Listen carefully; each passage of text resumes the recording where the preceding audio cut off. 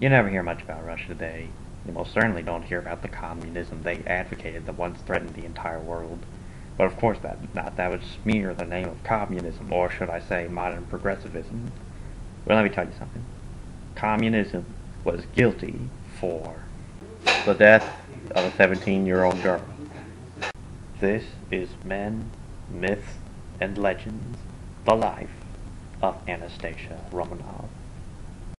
Anastasia's father was Nicholas II, Royal Tsar of Russia. In 1894 he married Alexandra Fedorovna.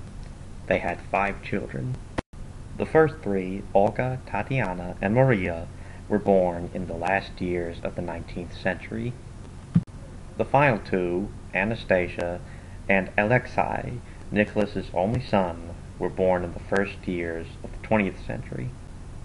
From the time she was a little girl, Anastasia was mischievous, energetic, and hated school. She would trip servants and even play pranks on her tutors. She didn't care a thing about her public appearance. She once ate chocolate at a theater without bothering to take her white gloves off. But life wasn't always fun for her. She was born with a deformity in the left foot and had a weak back muscle. She spent most of her time with her older sister Maria, and even ended up sharing a room with her, earning them the nickname the Little Pair. When World War I broke out, Anastasia, her sisters, and her mother visited wounded soldiers in the hospital to uplift their spirits.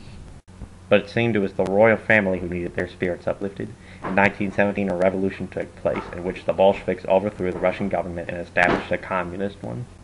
The royal family were eventually taken captive and held here.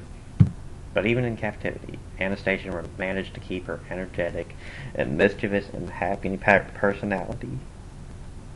And then came the morning of 1918.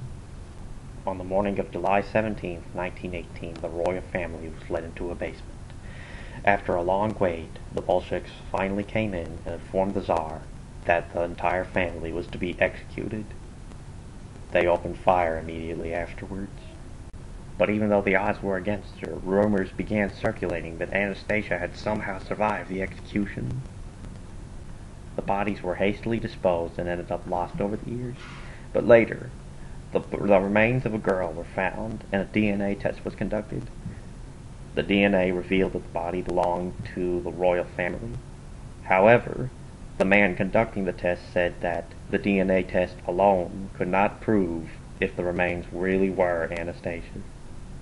And so today, it remains a mystery. Did she survive? Could she have survived? There are always unanswered questions, but there's always a hope that these questions can someday be answered.